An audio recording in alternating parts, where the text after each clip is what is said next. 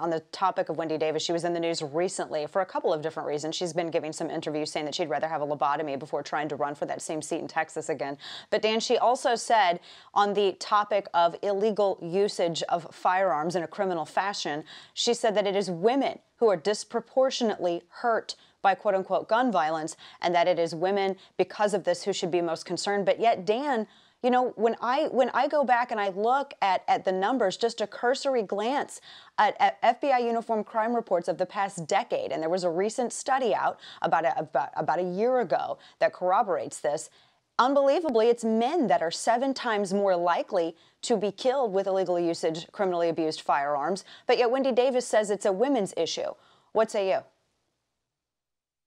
Well, Wendy Davis is a liberal, and of course they're vaccinated to facts. They get the vaccine early. It works particularly well on liberals. Facts and data, they're entirely immune to it. So don't let that get in the way of a good argument, though, Wendy. Keep spouting off untruths. But what I find particularly ironic, Dana, is even if Wendy was right, which she's not, of course, but even if she was right, is she making an argument for or against women training themselves in the use of firearms? Now, I'm not a woman, obviously. I'm a guy, but I have 2 daughters. And if I said to my daughter, you know, unfortunately, it's highly likely you may be the victim of criminality and violence. Now, you may need something to defend yourself, and the appropriate tool to do that is to train yourself in the use of a firearm. That's an entirely reasonable argument to counter what she just said. I mean, I think about this all the time. I'm 6'1", 225 pounds. Trained with the Secret Service, trained with the NYPD. I'm a pretty decent marksman. I think probably not as good as you. I see some of your Instagram shots. You got some really tight groupings there. But, you know, I've trained Brazilian Jiu-Jitsu and mixed martial arts since, matter of fact, behind me, there's a plaque on the wall. I got my white belt December 17th, 1994. So I've been training about 20 years.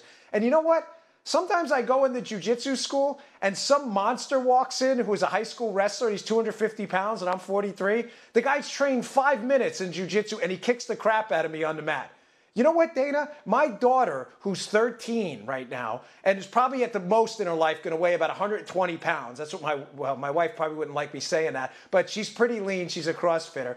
What are you telling me? That if someone attacks you, that you're supposed to what? What did that ad say one time? You're supposed to pee on them if they try to rape you? I'm not making this up. Those were the rules from the University of Colorado. Yeah, those are the rules from the University of Colorado, and they said that women should urinate on themselves, vomit, tell your attacker that you have diseases without understanding that your attacker, the fetish isn't you, the fetish is the power over you, and that just feeds into the psychology of the attacker. Right, these people rape 90-year-old women. It is a criminal power trip. I mean, urinate on them? This is the best you have? My advice to my daughter when she gets older and is capable of, and I train her and she can be responsible with it, is going to be learn how to use a firearm. It's the great equalizer. Your father's a pretty big dude. And you know what? There are times in my life where I may have to defend myself against a wolf in society. Don't be a sheep. Be a sheepdog or turn into a wolf yourself and fight back. But gosh, this stupid advice from the left and Wendy Davis, I just can't take it. I mean, this is advice, Dana, that is literally going to get people hurt. Ignore it at all costs.